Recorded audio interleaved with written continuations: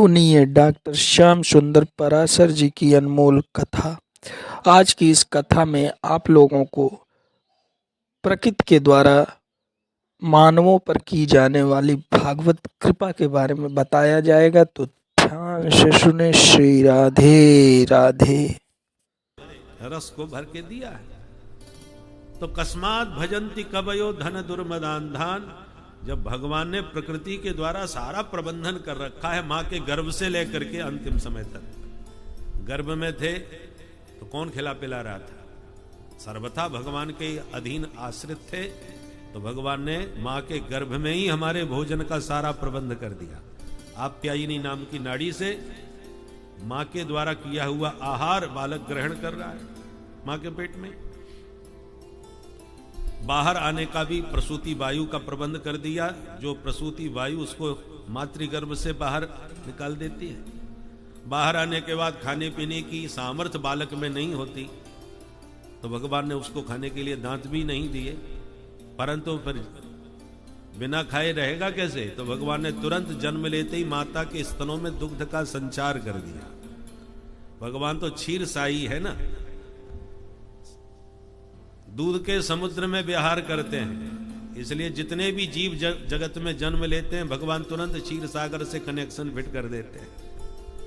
दूध की सप्लाई वहीं से चालू, और जब तक आवश्यकता रहेगी तब तक दूध भगवान के यहां से दिया जाएगा, और जब बाहर की चीजें खाना पीना प्रारंभ कर दिया तो कनेक्शन वहीं काट देते हैं।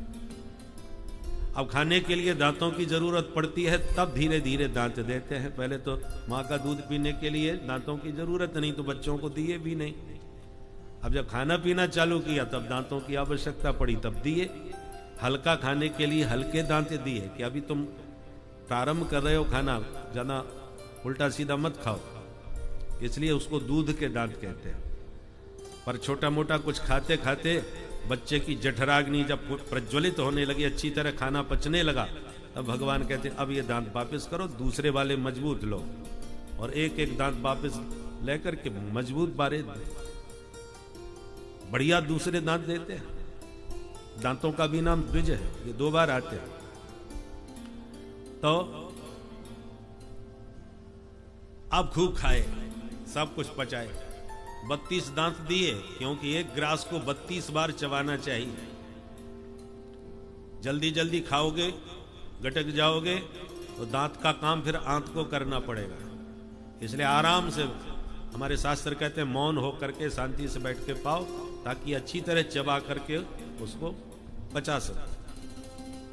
पर जब बुढ़ापे की तरफ शरीर क्षरण होने लगता है, अब मंदाग्नि अजीर्ण होने लगता, कुछ पचता नहीं है जल्दी से, तो भगवान कहते अब ये दांत वापस कर दो और वेदांती बन करके चिंतन करो, ब्रह्म चिंतन करो। एक एक दांत वापस ले लेते हैं। कब खूब खा पी लिए, अब थोड़ा भजन में, भोजन में कम ध्यान दो, भजन में ध्यान ज्यादा दो। अंतिम चरण चल रहा है। भोजन भजन की एक ही राशि है, केवल एक मात्रा का ही अंतर है। भजन में सिर्फ ओ की मात्रा लग जाए तो भोजन बन जाता है, पर भोजन में मात्रा लगी है, भजन में मात्रा नहीं है। क्या मतलब? भोजन में इसलिए मात्रा एक लगी है कि एक मात्रा में ही भोजन करना चाहिए। मात्रा से ज्यादा भोजन करोगे अजीर्ण हो जाओगे, अजीर्ण होगा बीमार पड़ोगे। इसलिए एक मात्रा भोजन में लगी है, भजन में कोई मात्रा नहीं लगी है, क्योंकि कितना भी भजन करो ये नुकसान करने वाला नहीं है। अधिकस्य अधिकम फलम, जितना भजन करोगे उतना ही कल्याण होगा। इसलिए कोई इसमें मात्रा नहीं। तो ये सब प्राकृत रूप से भगवान ने प्रबंध कर रखा है। इसलिए भगवान विश्वनाथ हैं, विश्वंभर हैं, जगन्नाथ आदि नामों से प्रभु को जाना जाता है। सुखदेव जी उसी अवधूत पारमहंस वृत्ति का वर्णन करते हैं। सद्यो मुक्ति और क्रम मुक्ति के 2 मार्ग बतलाए। जब पूछा महाराज ये बताओ भगवान ने ये संसार कैसे बनाया,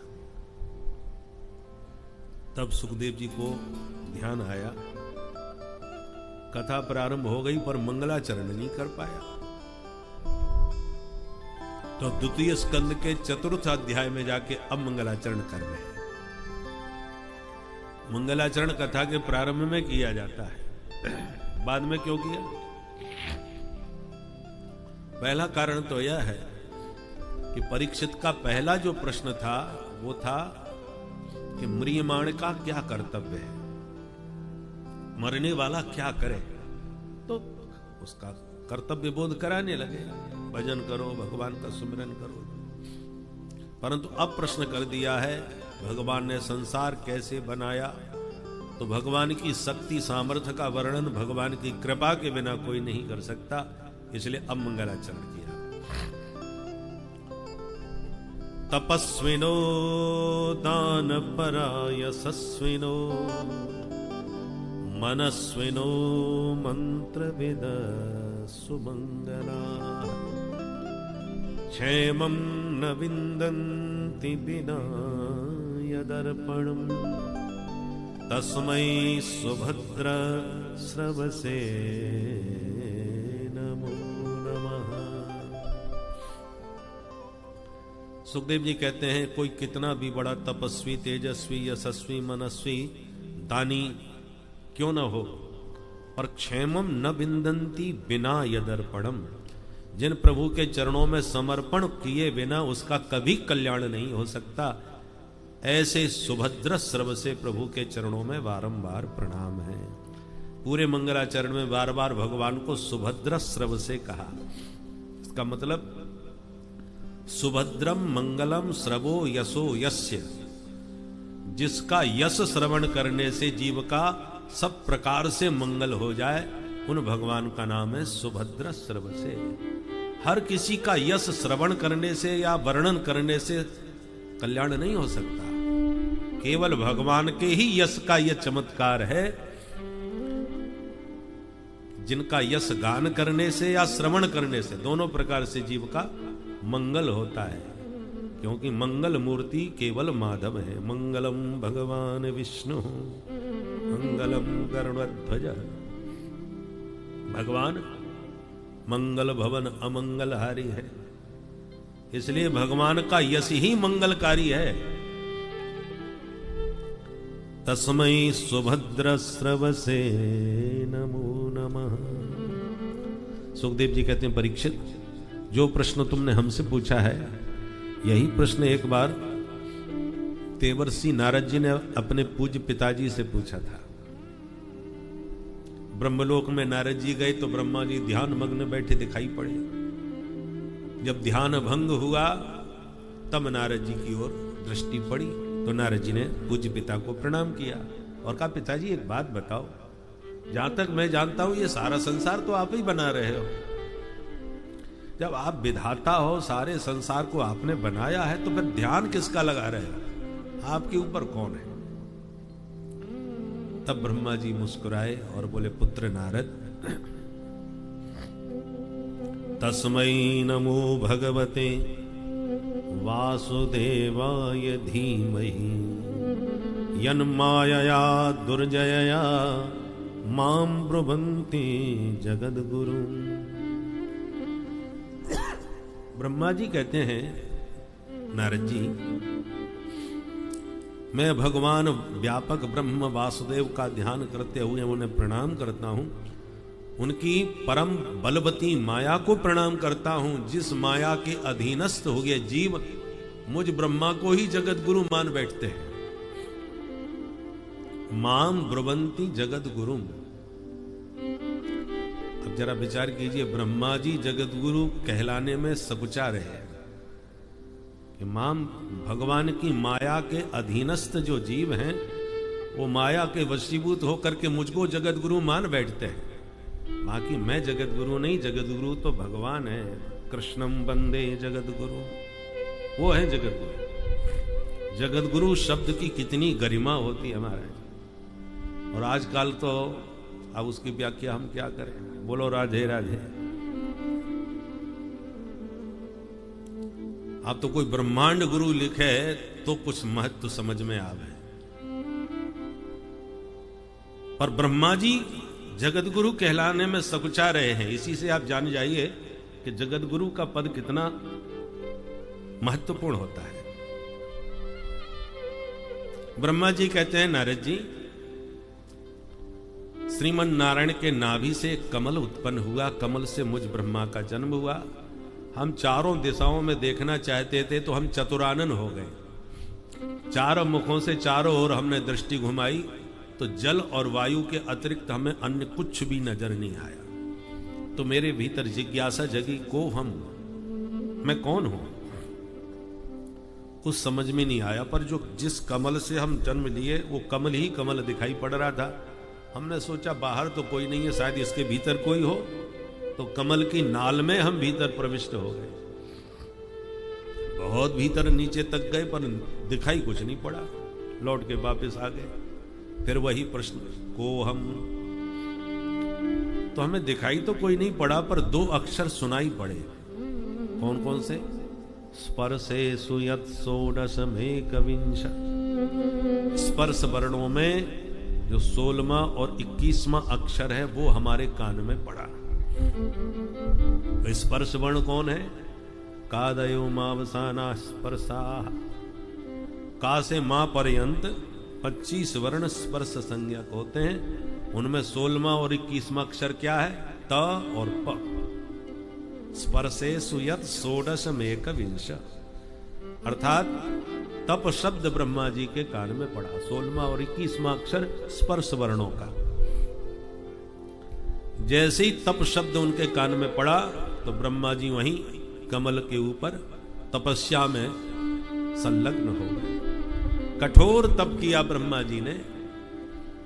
तब ब्रह्मा जी को दिव्य भगवान की अपूर्व छवि का दर्शन हुआ। ब्रह्मा जी को 4 श्लोकों में बहुत दिव्य ज्ञान दिया। इसी का नाम है चतुश्लोकी भागवत। 4 श्लोकों में, देखो ये बीज रूप में 4 श्लोकों की भागवत है। इसका पाठ करने से पूरी भागवत का पाठ का फल मिलता है। इसलिए इन 4 श्लोकों का पाठ नित्य प्रति करना ही चाहिए। अहमेवा समेवाग्रे नान्यद यद सत सत्परम। अहमेवा समेवाग्रे नान्यद यद सत सत्परम। पश्चादहं यदेतच्च यो वशिष्येत सोऽस्म्यहम्। पश्चादहं यदेतच्च यो वशिष्येत सोऽस्म्यहम्। ऋतेऽर्थं यत् प्रतीयेत न प्रतीयेत चात्मनि। ऋतेऽर्थं यत् प्रतीयेत न प्रतीयेत चात्मनि। तद्विद्यादात्मनो माया यथा भासो यथा तमः। तद्विद्यादात्मनो माया यथा भासो यथा तमः। यथा महान्ति भूतानि भूतेषु चावचेष्वनु। यथा महान्ति भूतानि भूतेषु चावचेष्वनु। प्रविष्टान्यप्रविष्टानि तथा तेषु न तेष्वहम्। प्रविष्टान्यप्रविष्टानि तथा तेषु न तेष्वहम्। एतावदैव जिज्ञास्यं तत्त्वजिज्ञासुनात्मनः। एतावदेव जिज्ञासं तत्त्वजिज्ञासुनात्मनम्। अन्वयव्यतिरेकाभ्यां यत् स्यात् सर्वत्र सर्वदा। अन्वयव्यतिरेकाभ्यां यत् स्यात् सर्वत्र सर्वदा। अहमेवासमेवाग्रे नान्यद् यद् सदसत्परम्। अहमेवासमेवाग्रे नान्यद् यद् सदसत्परम्। नान्यद् यद् सदसत्परम्। नान्यद् यद् सदसत्परम्। इसको कहते हैं चतुश्लोकी भागवत। इन 4 श्लोकों में भगवान ने ब्रह्मा जी को निर्देश दिया। प्रथम श्लोक में तत्व की समीक्षा की गई है, दूसरे श्लोक में माया का स्वरूप समझाया गया है, तीसरे श्लोक में जगत का स्वरूप बताया और चौथे श्लोक में जिज्ञासु का। यही 4 श्लोक चतुश्लोकी भागवत के रूप में जाने जाते हैं। भगवान कहते अहम एव अग्रे। ब्रह्मा जी जब संसार में कोई नहीं था, कुछ भी नहीं था, केवल हम ही हम थे, तो आप अकेले अकेले क्या कर रहे थे? भगवान बोले आसम एव, बस हम थे ही थे, कर कुछ नहीं रहे थे, अपने आनंद में थे। तो जब आपके अतिरिक्त कुछ भी नहीं था क्या? बोले नान्यत, कुछ भी अन्य कुछ भी नहीं था, न कारण था, न कार्य था, न स्थूल था, न सूक्ष्म था, न सत था, न असत, कुछ भी नहीं था, सिर्फ अहम एव अग्रे आसम एव। 2 बार एव शब्द का प्रयोग किया। केवल मैं ही था और मैं ही, और केवल था ही था, न अन्यत, मेरे अलावा कुछ नहीं था। तो सरकार जब आपके अतिरिक्त तो कुछ भी नहीं था, तो ये संसार फिर आपने बनाया कैसे? आपके पास आपके अतिरिक्त तो कुछ मटेरियल तो रहा ही होगा, जिस मटेरियल से आपने ये दुनिया बना के तैयार कर दी। भगवान बोले ना, कोई नहीं था। जब कोई नहीं था, कुछ भी नहीं था, तो फिर संसार कैसे बनाया? भगवान बोले जब कुछ नहीं था तो फिर जो बनाया हम नहीं बनाया, और जो बने सो हम ही बने। हम बनने भी वाले हैं, हम बनाने वाले भी हैं।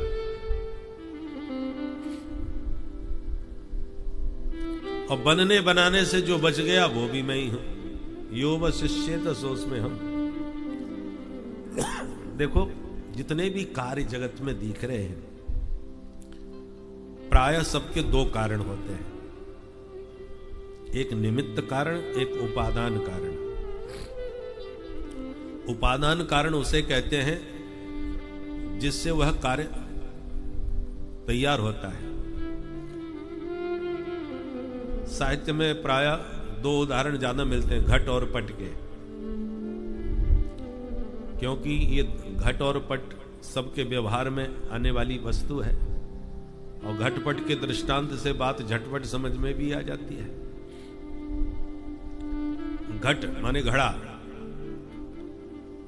अब घड़ा मिट्टी का बना, तो घड़े का उपादान कारण कौन हुआ? मिट्टी। मिट्टी के बिना घड़ा बन ही नहीं सका, तो घड़े का उपादान कारण मिट्टी हुई। तो क्या मिट्टी अपने आप घड़ा बन गई? ना, किसी ने बनाया तब मिट्टी घड़ा बनी। तो बनाने वाला कौन हो गया? बोले निमित्त कारण। तो घड़े का उपादान कारण कौन? मिट्टी। और निमित्त कारण कौन? कुंभकार, जिसने वो घड़े का आकार मिट्टी को दिया। अब ऐसे हजारों दृष्टांत हैं। जितने स्वर्णाभूषण हैं उसमें सोना ही सबका उपादान कारण है, और स्वर्णकार उसका निमित्त कारण है, जिसने गहना बनाया। जितने भी कुल्हाड़ी फरसा आदि हैं उन सबका लोहा उपादान कारण है, और लोहार निमित्त कारण है। ऐसे हजारों दृष्टांत हैं। अब प्रश्न उठता है, ये तो रहा दृष्टांत। अब ये जो संसार बना है, इसका उपादान और निमित्त कौन है? तो भगवान कहते हैं जब कुछ भी नहीं था, कोई भी नहीं था, सिर्फ हम ही हम थे, इसलिए जो भी जगत बने हैं हम ही बने हैं, क्योंकि हमारे अलावा कुछ था ही नहीं। तो भगवान ही इस जगत के उपादान कारण है, क्योंकि जगत के रूप में वो जगन्नाथ ही बने हैं। तो बनाया किसने है? निमित्त कारण कौन है? भगवान बोले हमारे अलावा कोई था ही नहीं, तो बनाता कौन? हम ही बने हैं। तो हम ही इसके उपादान कारण भी है और निमित्त कारण भी हम ही है। एक ही व्यक्ति उपादान और निमित्त दोनों कैसे हो सकता है? कोई दृष्टांत है जगत में? बोले बिल्कुल है। जैसे बोले मकड़ी का जाला। मकड़ी जो जाल बुनती है, अब विचार करो उसका उपादान कौन मानेंगे? मकड़ी अपने शरीर से ही जाले को प्रकट करती है, पैदा करती है, तो मकड़ी ही उसका उपादान कारण है। और मकड़ी ही जाले को बनाती भी है, वो निमित्त कारण भी वही है। प्रायः निमित्त उपादान भिन्न भिन्न होते हैं, पर कई कार्य ऐसे होते हैं जिनका उपादान और निमित्त अभिन्न होता है, एक ही होता है। तो जैसे मकड़ी अपने जाले का अभिन्न निमित्त उपादान कारण है, ऐसी संपूर्ण संसार है।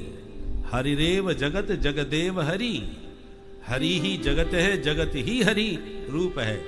इसीलिए गोस्वामी जी ने कहा सिया राम मैं सब जग जाने, सिया राम मैं सब जग जाने, करऊं प्रणाम जोरि जुग पाने, करऊं प्रणाम जोरि जुग पाने, करऊं प्रणाम जोरि जुग पाने, करऊं प्रणाम जोरि जुग पाने, सिया राम मैं सब जग जाने, सिया राम मैं सब जग राम मैं सब, राम मैं सब जग जाने।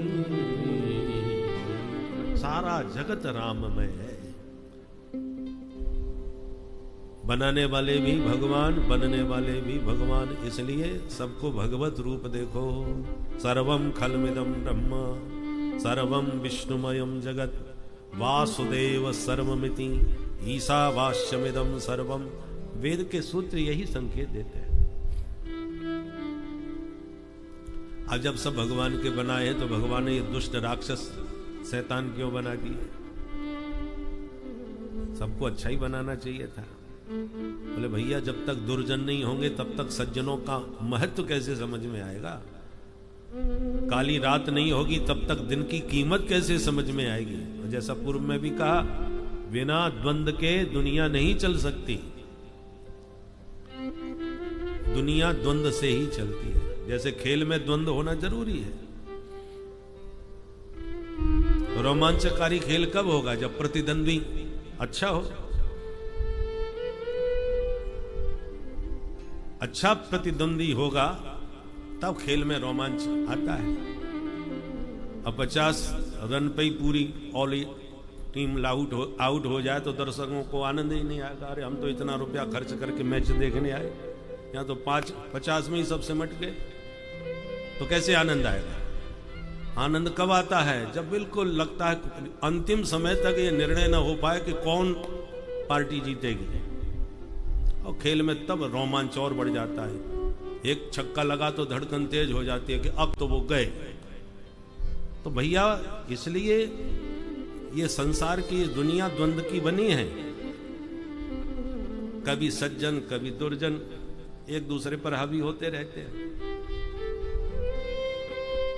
दो के बिना खेल नहीं होता। इस शरीर में भी देखो सब द्वंद है। 2 अक्षर के ही सारे अंग बनाए। बाल, भाल, भौं, नाक, आंख, गाल, होठ, दांत, जीभ, हाथ, पैर, पेट, नाभि, ये जितने भी हैं नाम प्रायः सब 2 अक्षर के हैं, क्योंकि द्वंद्वमय दुनिया है। इसलिए सब भगवान के बनाए हुए हैं। भगवान तो जो तत्वज्ञानी महापुरुष होते हैं वो अच्छे हों बुरे हों सज्जन हों दुर्जन हों सब में उसी सत्ता का अवलोकन करते हैं और इसलिए मस्त रहते हैं। सिया राम में सब जग जानी, ये उनकी अपनी दृष्टि होती है। तो इस प्रकार से बहुत सुंदर चतुश्लोकी का उपदेश भगवान ने दिया। इसके 10 लक्षण गिनाए, भागवत के 10 लक्षण। सर्ग, विसर्ग, स्थान, पोषण, ऊति, मनवंतर कथा, ईशानु कथा, निरोध, मुक्ति और आश्रय। ये 10 लक्षणों का पावन ग्रंथ है। तृतीय स्कंद से 12 स्कंद पर्यंत इन 10 स्कंदों में इन 10 लक्षणों का क्रमशः वर्णन किया गया। तृतीय स्कंद में सर्ग का वर्णन। सर्ग माने सृष्टि। भगवान ने सृष्टि का विस्तार किस प्रकार से किया, यह तृतीय स्कंद में बहुत विस्तार से समझाया।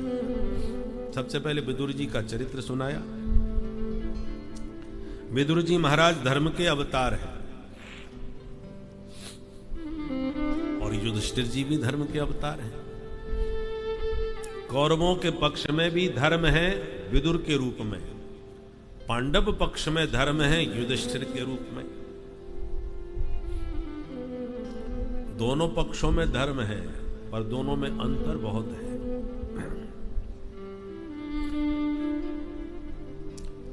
विदुर जी को जब पता चला कि साक्षात द्वारकाधीश शांति दूत बन के शांति संदेश लेकर के आ रहे हैं तो बड़े प्रसन्न हुए। तुरंत धृतराष्ट्र के पास जाके बोले, महाराज हमारा सौभाग्य है जो द्वारकानाथ शांति दूत बन के आ रहे हैं। मेरी प्रार्थना है कि आप उनकी बात को सहर्ष स्वीकार कर लीजिए, तभी राष्ट्र में शांति स्थापित होगी। भगवान सबके हित की बात करेंगे, सर्वभूत हिते रता, इसलिए उनकी बात सबको माननी चाहिए। धृतराष्ट्र बोले, मैं तो मान जाऊंगा परंतु दुर्योधन माने तब है। विदुर जी ने कहा, क्षमा करें महाराज, आप राजा हैं, निर्णय आपको लेना है।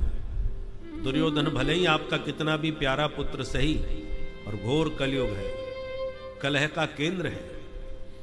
इसके मोह में पड़ करके कहीं राष्ट्र का अहित न कर बैठे आप। प्रिय से प्रिय अंग में भी कोई घातक रोग हो जाता है तो बुद्धिमान व्यक्ति उस हाथ को कटवा देता है। एक हाथ काटने से कम शरीर तो स्वस्थ रहे।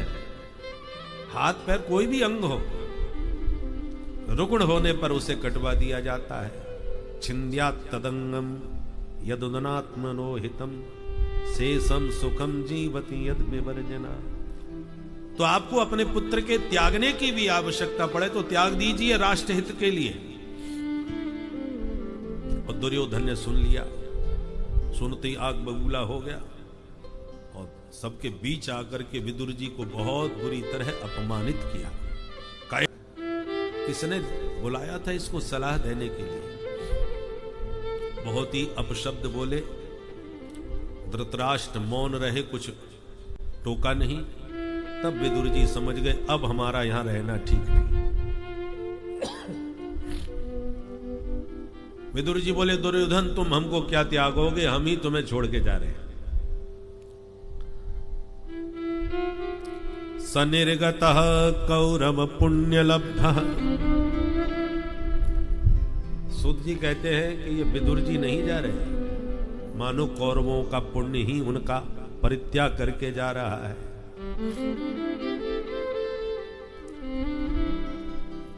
कैसे भी सही विदुर जी जब तक रहे कौरवों के साथ तब तक कौरवों का कल्याण होता रहा,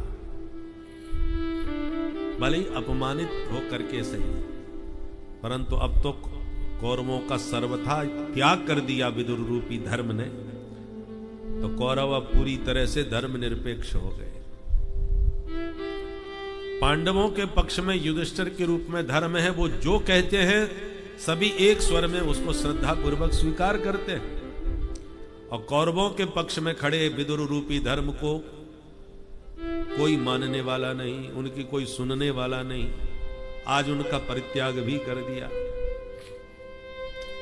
तो धर्मनिरपेक्ष होकर के कौरवों का जो हाल होना चाहिए था वही हुआ। बोलो राधे राधे।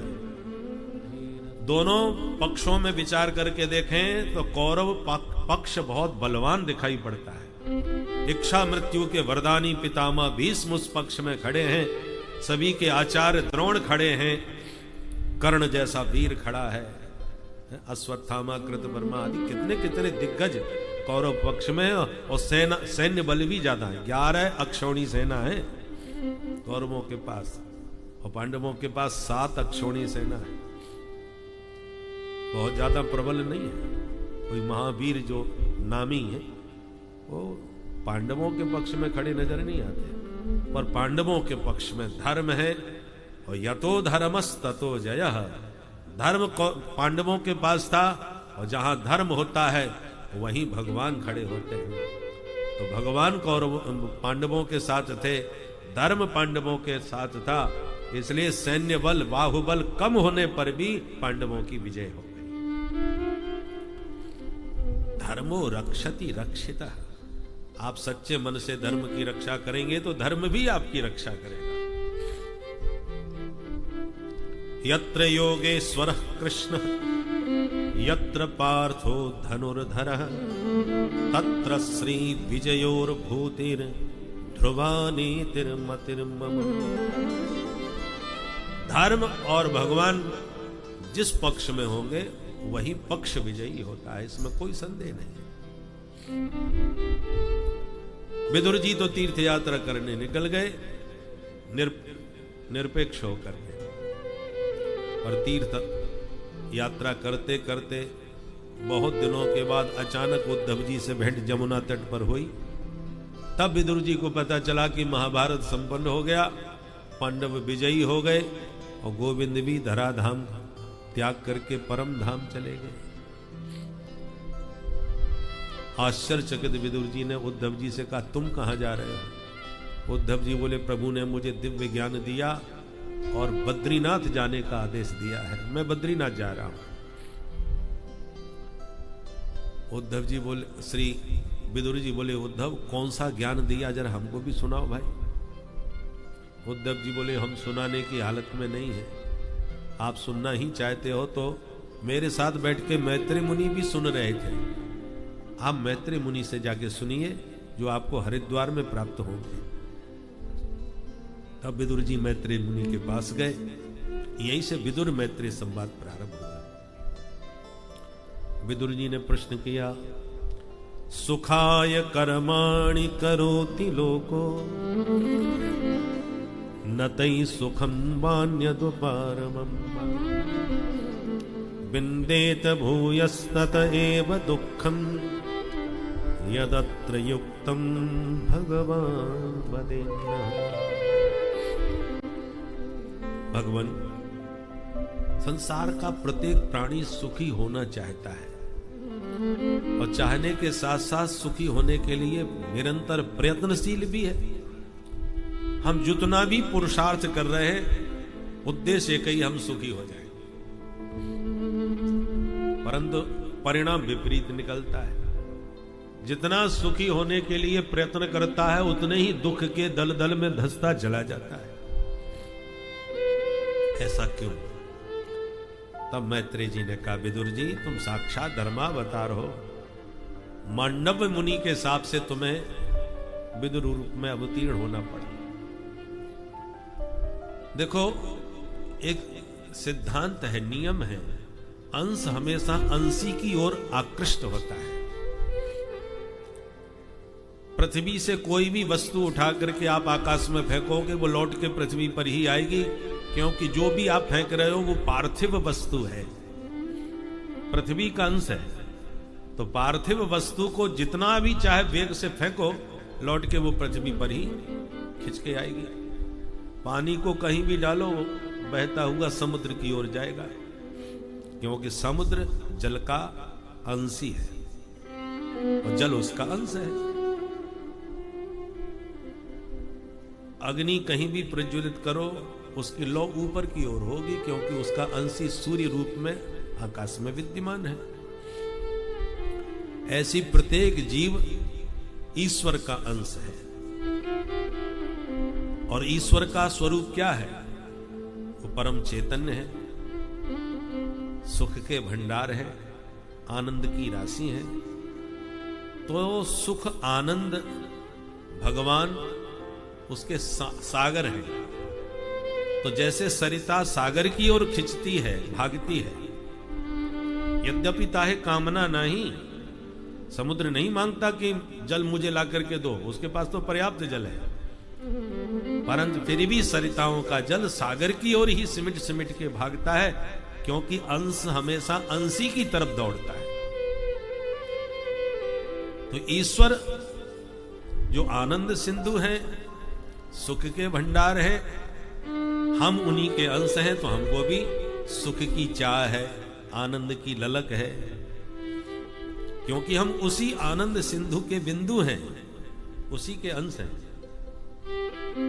ईश्वर अंश जीव अविनाशी, ईश्वर अंश जीव अविनाशी, चेतन अमल सहज सुख राशि, चेतन अमल सहज सुख राशि, चेतन अमल सहज सुख राशि, चेतन अमल सहज सुख राशि, सहज सुख राशि। सहज सुख राशि। तो हम आनंद सिंधु के बिंदु हैं, इसलिए हम सबको आनंद चाहिए। पर माया ने हमारी बुद्धि में ऐसा विपरीत ज्ञान करा दिया है कि जहां आनंद है वहां दिखाई नहीं पड़ता, और जहां दूर दूर तक आनंद का स्थान नहीं है वहां में वही आनंद दिखाई पड़ रहा है। ये माया का अर्थ ही, माया का काम है उल्टा ज्ञान कराना।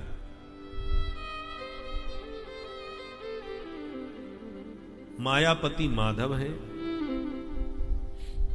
माधव की कृपा के बिना ये माया का खेल समझ में नहीं आता। बोलो राधे राधे। माया मतलब जादूगरी। जादूगर के हाथ में जो जादुई विद्या होती है, इंद्रजाल, उसका काम ही उल्टा ज्ञान कराना है। जो आपको दिख रहा है उसे गायब कर देगा, और जो नहीं है उसे प्रकट कर देगा। सत्य को छुपाना, असत्य को दिखाना, यही उसकी जादू का खेल है। रुमाल निकालेगा जेब से, फटकार के उसका कबूतर बना देगा। अब रुमाल से कबूतर कैसे बन गया, यह असंभव है, और वो संभव करके हमारी आंखों के सामने दिखाता है। रुपयों की बरसात कर देता है, परंतु खेल खत्म होने पर वही रुपया मांगने लगता है, भैया कुछ इनाम पुरस्कार देते जाओ। क्योंकि जो उसने दिखाया वो सच नहीं था। या तो सच होता तो और बरसात घर में कर लेता, पर ये सत्य नहीं है। पर जो दर्शक हैं उन्हें तो सत्य ही लगता है कि उसने सिर काट करके और दोबारा फिर जोड़ दिया वहीं की वहीं। मां माने नहीं, या माने जो जैसा आपको दिख रहा है वैसा वो नहीं है, उसी का नाम माया है। परंतु उसकी जादूगर की माया से सभी मोहित होकर के अवाक रह जाते हैं कि इसने कैसे कर दिया। और एक होता है उसका जमूड़ा, जो उसके साथ में ही रहता है। वो कहता है हाँ जमूड़े, बोले हाँ सरकार। तो निरंतर जमूड़ा साथ में रहता है, इसलिए जादू का खेल का रहस्य जो भी है वो सब जमूड़ा जान जाता है। इसलिए दर्शक जितने प्रभावित होते हैं वो जमूड़ा प्रभावित नहीं होता, क्योंकि वो वास्तविकता को, सच्चाई को जानता है। इसलिए बिना जादूगर का जमूड़ा बने ये जादू का खेल समझ में किसी काल तक आने वाला नहीं है। गोस्वामी जी ने वर्णन किया है, नटकृत बिकट कपट खगराया, नटकृत बिकट कपट खगराया, नट सेवक ही न व्यापे माया, नट सेवक ही न व्यापे माया, नट सेवक ही न व्यापे माया, नट सेवक ही न व्यापे माया, नटकृत बिकट कपट खगराया, नटकृत बिकट कपट खगराया, कपट खगराया। कपट खगराया। जादूगर का खेल समझना है तो जमूड़ा बनना पड़ेगा। उसी प्रकार इस माया का रहस्य जानना है तो मायापति का दास बनना पड़ेगा। उसका दासत्व ग्रहण किए बिना माया रहस्य समझ में नहीं आएगा। गीता में इसलिए भगवान ने कहा, देवी हे सा गुणमयी मम माया दुरत्यया। ये मेरी माया है, त्रिगुणात्मिका है और बड़ी ही दुरत्य है। माने इसका रहस्य कोई जान नहीं सकता, माया से कोई बच नहीं सकता, बहुत बलवती है। अर्जुन ने कहा तो इतना बलवान क्यों बना दिया जो हमको नचा रही है? अब हम इसके सारे पर नाचते घूम रहे हैं, आपको अच्छा लग रहा है? अब हम आपकी इस बलवती माया से हम कैसे बचे ये तो बताओ। भगवान बोले उपाय हम बता रहे हैं। मामेव ये प्रपद्यन्ते माया में ताम तरन्ति ते। माया को पार करना चाहते हो, समझना चाहते हो तो माम एव प्रपद्यन्ते, शरणम प्रपद्ये कहना पड़ेगा, मेरी शरण में आना पड़ेगा। जो मेरी चरण शरण ग्रहण कर लेते हैं, हमारे जमूड़े बन जाते हैं, तो हम उनको चुटकी में माया से पार कर देते हैं, युक्ति बता देते हैं, युक्ति से मुक्ति मिलती है। जादूगर का खेल जो भी चमत्कृत करता है सबको, जमूड़ा को वो युक्ति समझा देता है, बस वो युक्ति समझते ही उसके खेल का रहस्य जान जाता है, फिर वो प्रभावित नहीं होता। अन्यथा संसार में ऐसा कौन है जो माया से बच सके? ज्ञान नाम अपि चेतांसी देवी भगवती हिसा बलादा कृष्य मोहाय महामाया प्रेक्षति। बड़े बड़े ज्ञानियों को चारों खाने चित्त पटकती है ये माया। डायरेक्ट कोई भिड़ नहीं सकता माया, माया से कोई पार नहीं पा सकता। इसलिए आइए मिलकर के गाइए माया से बचने के लिए। अरे सब जग को रही नचाय, ओ नचाय हरि माया जादूगरनी। सब जग को रही नचाए नचाए हरि माया जादूगरनी। सब जग को रही नचाय, ओ नचाय हरि माया जादूगरनी। जग को रही नचाए ओ नचाए हरि माया जादूगरनी। हरि माया जादूगरनी, हरि माया जादूगरनी। माया जादूगरनी हरि माया जादूगरनी। अति अद्भुत अति अद्भुत खेल रचाय, ओ रचाय हरि माया जादूगरनी। अति अद्भुत खेल रचाए ओ रचाए हरि माया जादूगरनी। गोया को पार न पावे, ये सबको नाच नचावे। गोया को पार न पावे, सबको नाच नचावे। गोया को पार न पावे, ये सबको नाच नचावे। गोया को पार न पावे, ये सबको नाच नचावे। दुख में सुख को दर्शाए दर्शाए हरि माया जादूगरनी। में सबको दर्शाए दर्शाए हरि माया जादूगरनी। अति अद्भुत खेल रचाय, ओ रचाय हरि माया जादूगरनी। अति अद्भुत खेल रचाए रचाए हरि माया श्री राधे।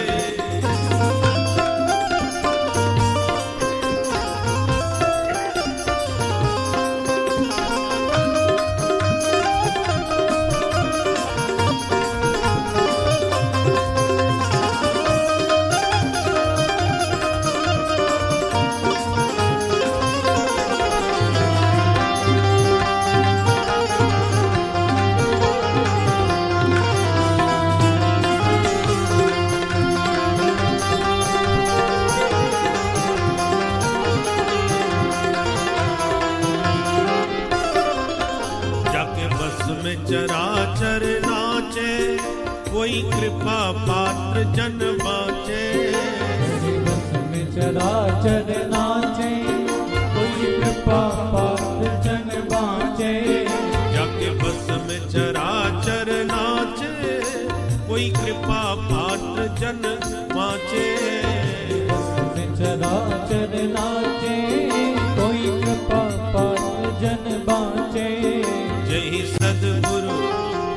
जगमुर ले बचाय ओ बचाय हरि माया जादूगरनी जगमुर ले बचाय ओ बचाय हरि माया जादूगरनी सब जग को रही नचाय ओ नचाय हरि माया जादूगरनी जग को रही नचाए ओ जाए हरि माया जादूगरनी राधे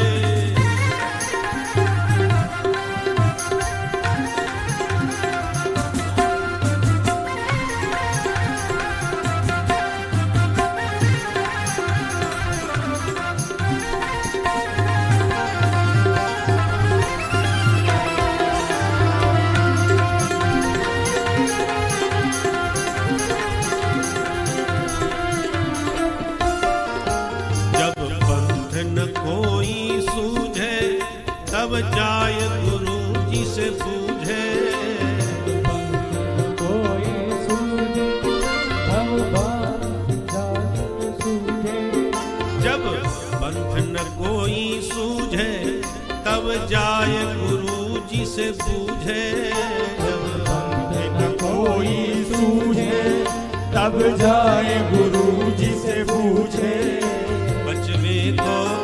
बचने को कौन उपाय उपाय हरि माया जादूगरनी बचने को कौन उपाय उपाय हरि माया जादूगरनी अति अद्भुत खेल रचाय वो रचाय हरि माया जादूगरनी अति अद्भुत खेल रचाए ओ रचाए हरि माया जादूगरनी राधे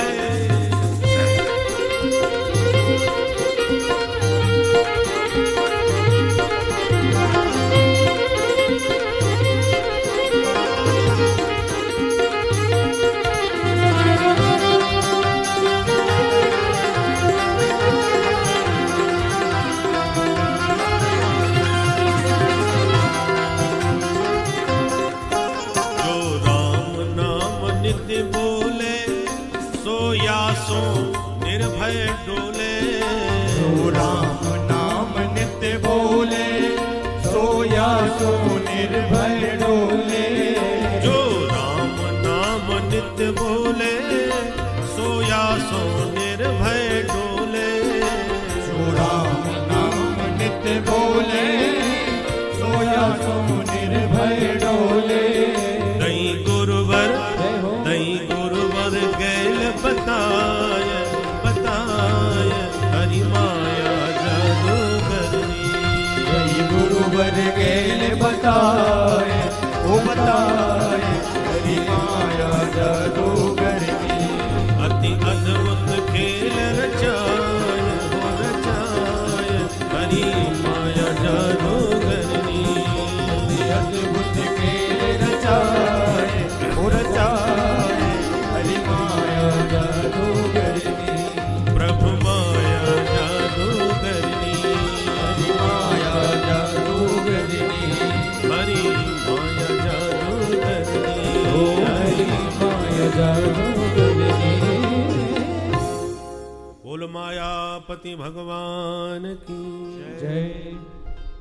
तो मायापति माधव हैं, उनकी कृपा के बिना अपने बल विवेक से कोई भी भगवान की माया से नहीं बच सकता।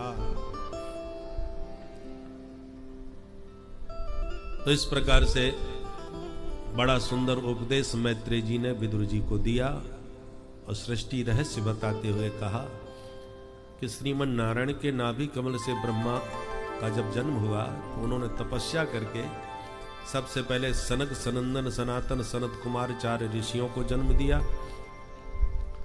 चारों से कहा बच्चों तुम भी सृष्टि करो, तो चारों ने मना कर दिया, हम तो भजन करेंगे। तो ब्रह्मा जी को क्रोध आ गया। उनका कोप ही उनकी भ्रकुटी से भगवान रुद्र के रूप में प्रकट हो गया। बोल शंकर भगवान की जय। बोले बाबा से कहा तुम सृष्टि करो। तो भोले बाबा ने भूत प्रेत डाकिनी पिशाचनी तमाम पैदा कर डाली। ब्रह्मा जी बोले बस बस हो गई सृष्टि, भाई आप शांति से भजन करो, ऐसी खतरनाक सृष्टि हमको नहीं करानी। तो भोले बाबा अपने भजन में मस्त। अब ब्रह्मा जी बेचारे फिर व्यस्त कि पहले बच्चों ने मना कर दिया, इन्होंने सृष्टि करी तो उटपटांग कर दी, अब क्या करें। तो अब की बार संकल्प बल से 10 ऋषियों को प्रकट किया ब्रह्मा जी ने। मरीचि, अत्रि, अंगिरा, पुलस्त, पुलह, क्रतु, भृगु, वशिष्ठ, दक्ष और देवर्षि नारद। ये 10 ऋषि प्रकट किए। वाणी से भगवती सरस्वती को प्रकट किया, छाया से करदम जी को प्रकट किया। ये संकल्प सृष्टि है। अब की बार ब्रह्मा जी ने वामांग से कन्या, दक्षिणांग से पुरुष को जन्म दिया, नाम रखा मनुशत्रूपा। मनुशत्रूपा से कहा तुम दोनों मिलकर के मैथुन सृष्टि का विस्तार करो।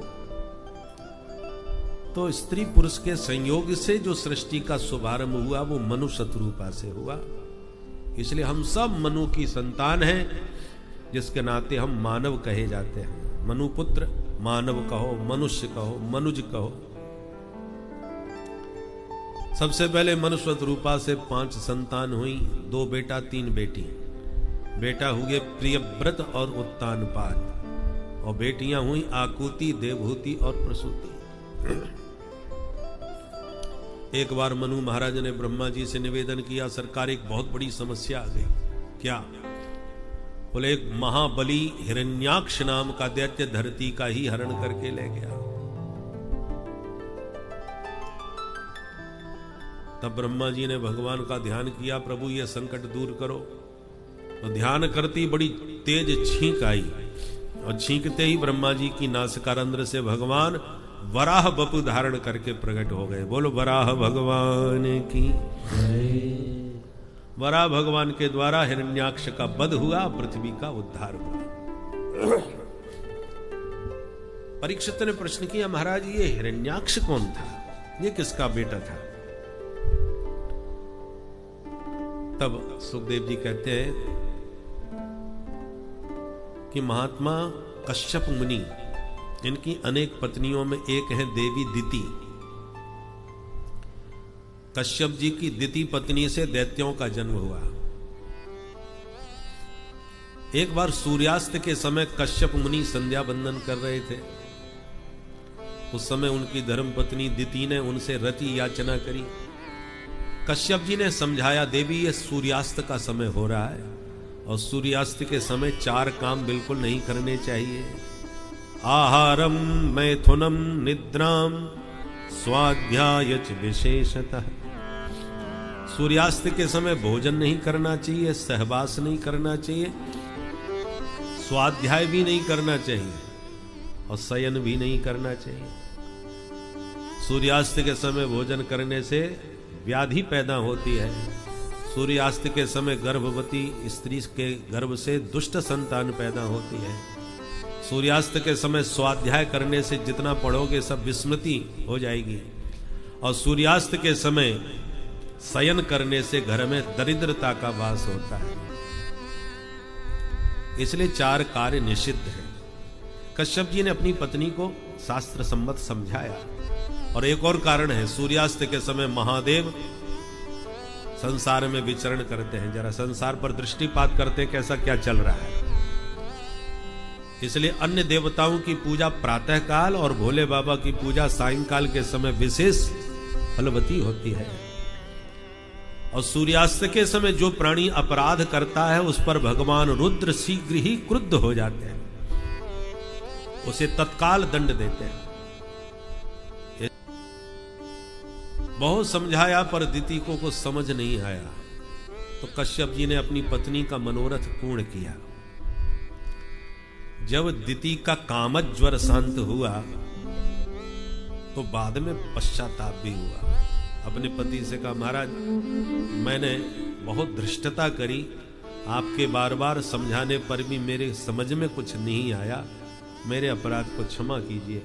कश्यप जी ने कहा, हमें तो कोई फर्क नहीं पड़ता, पर देवी अब तुमने सूर्यास्त के समय गर्भ धारण किया है तो तुम्हारे गर्भ से 2 भयंकर आतंकवादी पैदा होंगे, महादुष्ट पुत्र होंगे तुम्हारे।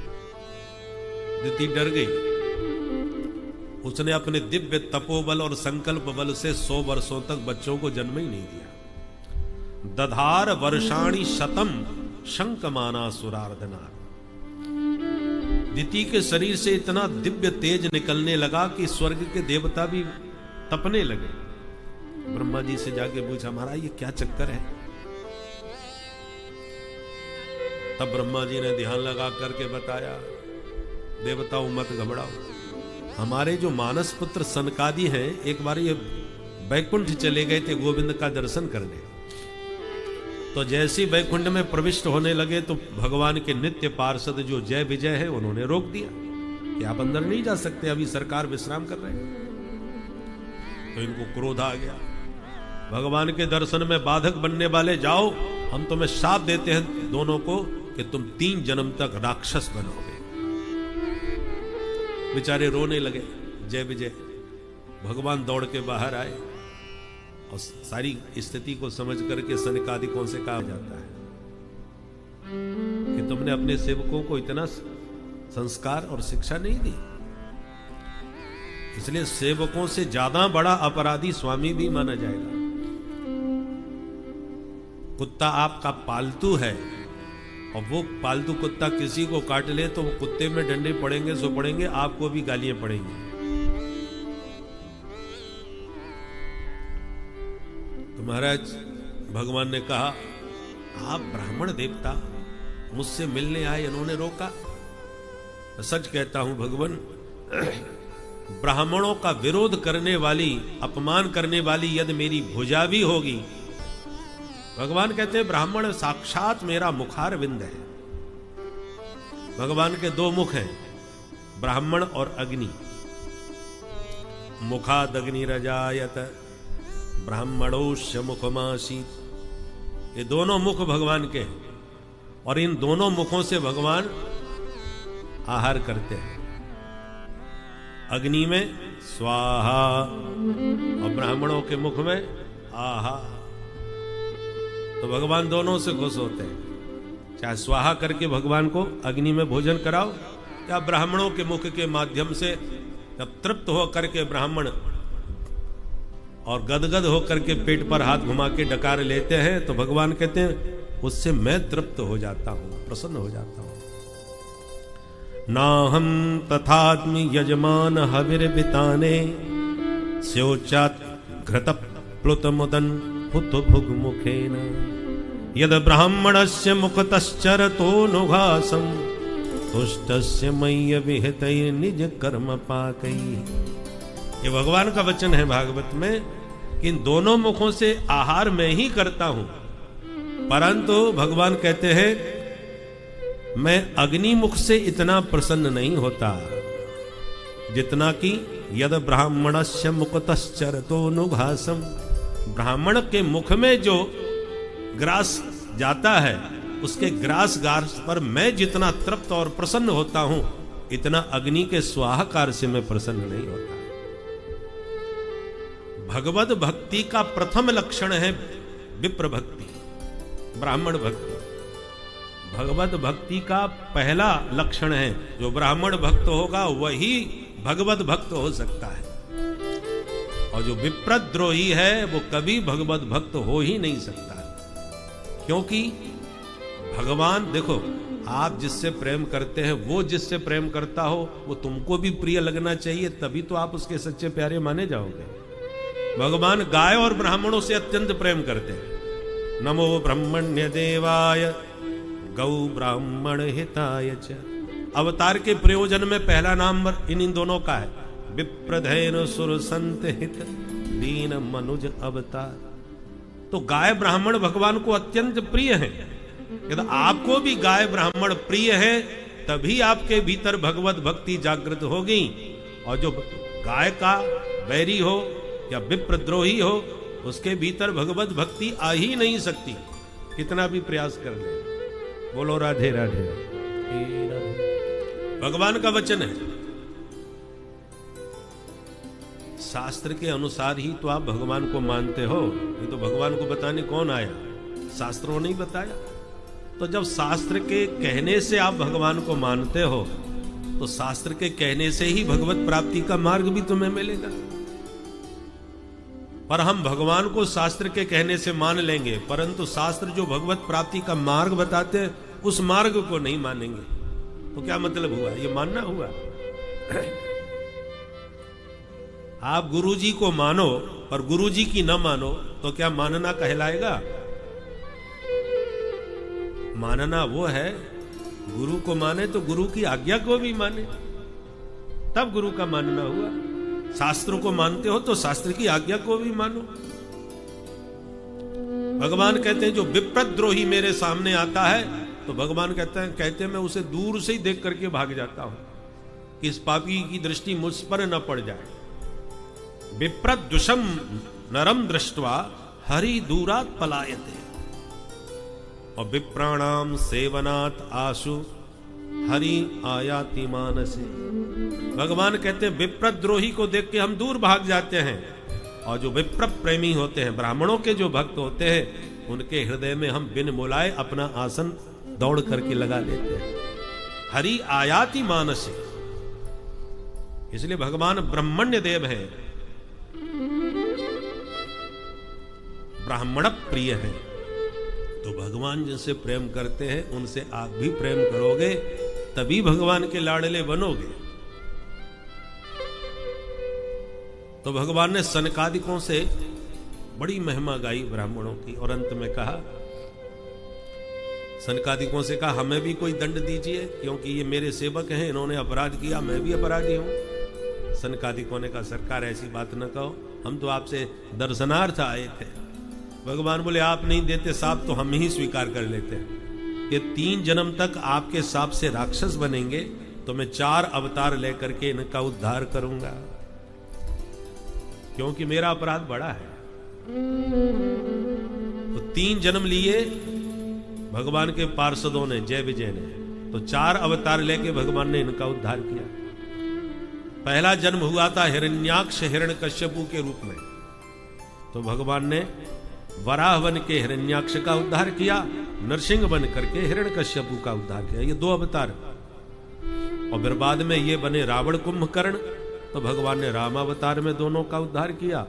तीसरे जन्म में शिशुपाल और दंतवक्र बने, तो कृष्णावतार में लेकर के भगवान ने उन दोनों का उद्धार किया। तो ब्रह्मा जी कहते हैं कि भगवान के पार्षद जय विजय सनकादिकों के हिसाब से दिति के गर्भ में पहुंच गए हैं, उन्हीं के तेज से तुम्हारा शरीर संतप्त हो रहा है। चिंता न करो, भगवान उद्धार करेंगे। तो भगवान ने वराह अवतार लेकर के आज हिरण्याक्ष का उद्धार कर दिया और पृथ्वी को भी पुनः स्थापित किया। अब पृथ्वी पर सृष्टि का विस्तार हुआ।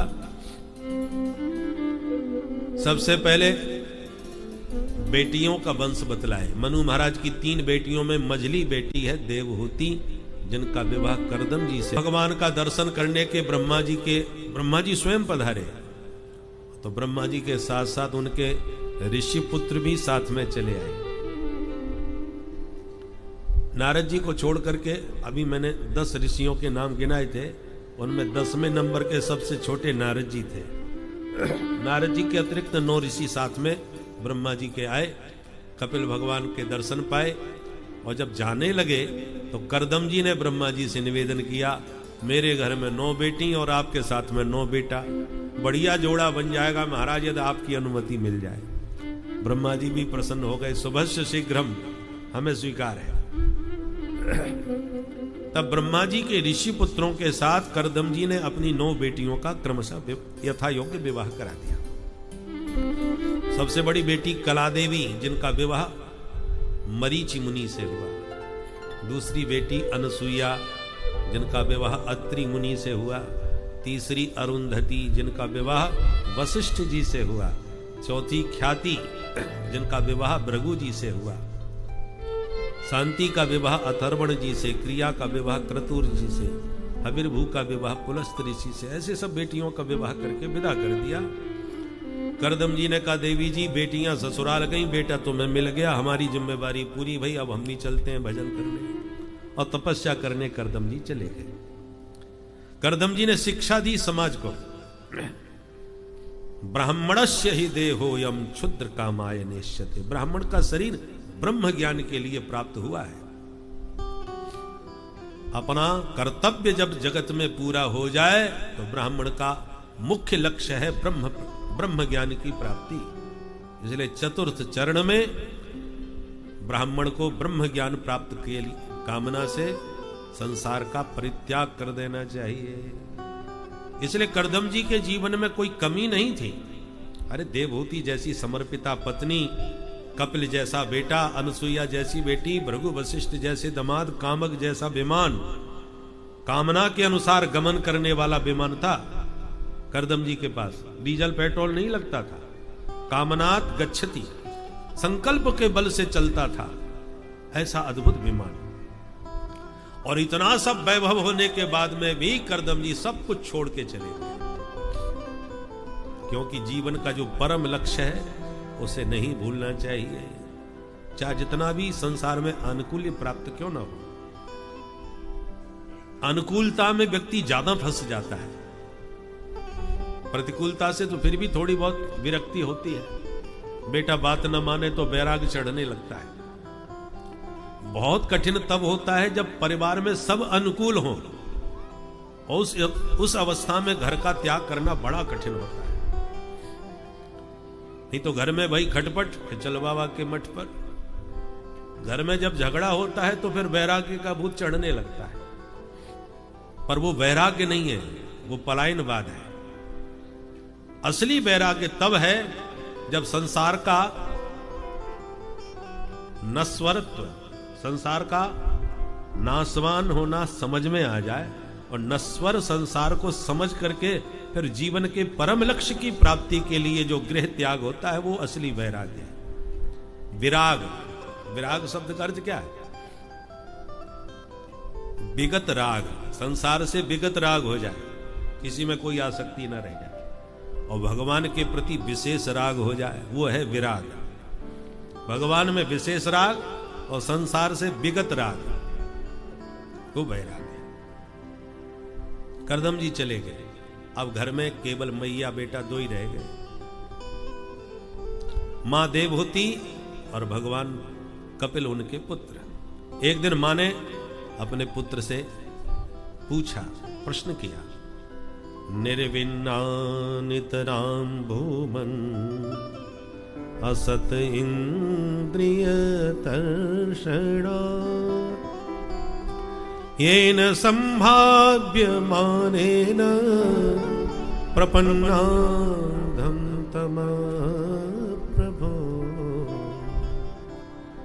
प्रपन्नाधं तमा प्रभो।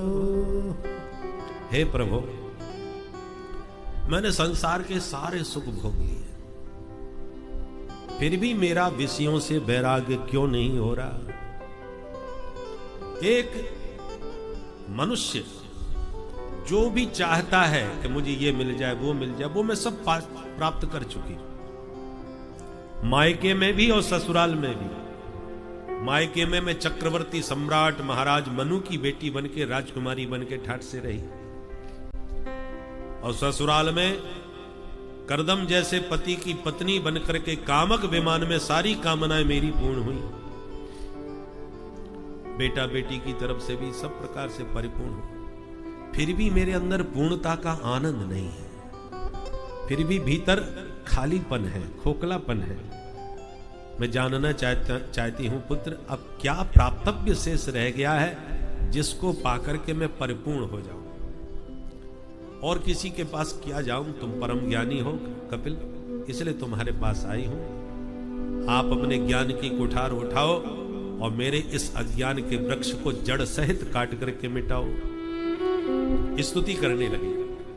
तम त्वागताहं शरणं शरण्यं, तम त्वागताहं शरणं शरण्यं, स्वभृत्य संसार तरो कुठारं, स्वभृत्य संसार तरो कुठारं, जिज्ञासयाहं प्रकृते पुरुषस्य, जिज्ञासयाहं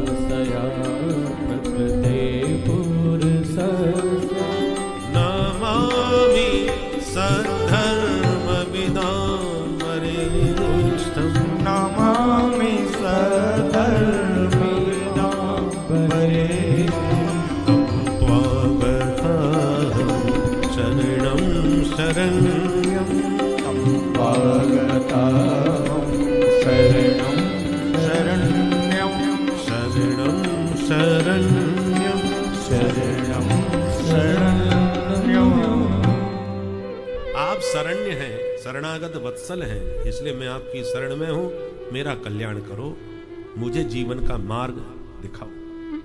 तब कपिल भगवान कहते हैं, मां ध्यान से सुनो, आज मैं आपको निश्रेयस का मार्ग बतलाता हूं, अध्यात्म योग का उपदेश देता हूं, बहुत ध्यान से सुनिए। 8 अध्यायों में उपदेश दिया है भगवान ने, इसलिए उसको कपिल अष्टाध्यायी कहा जाता है। कपिल भगवान कहते हैं, माता जी, संसार में बंधन और मुक्ति दोनों का मूल कारण हमारा मन है। इस मन का पेट कोई नहीं भर सकता।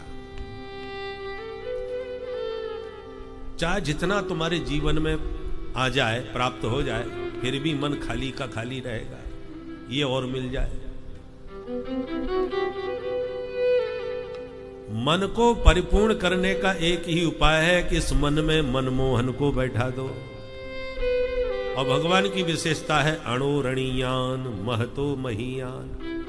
उनसे अत्यंत सूक्ष्म कोई नहीं हो सकता और उनसे महद कोई नहीं हो सकता, बृहद कोई नहीं हो सकता। वो सूक्ष्म से सूक्ष्म और महान से महान है। तो मन कितना भी बड़ा सही, भगवान उसमें विराजमान हो जाए तो वो परिपूर्ण हो जाए। विषयों को आप कितना भी जीवन भर भोगिए, ये कभी तुम्हें पूर्ण नहीं कर पाएंगे। विषय तो अग्नि ज्वाला के समान है। आग में घी डालते जाओ, अग्नि और भड़केगी, शांत थोड़ी होगी। हविषा कृष्ण वर्तमेव भूय एवा भी वर्धते, न जातु काम कामानाम उपभोगे न साम्यति। विषयोपभोग करने से भोग वासना कभी शांत नहीं हो सकती, वो और बढ़ेगी।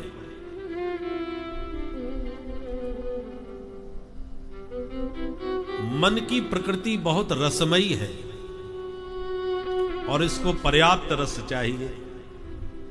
इसलिए मन की उपमा प्रायः भ्रमर से दी जाती है।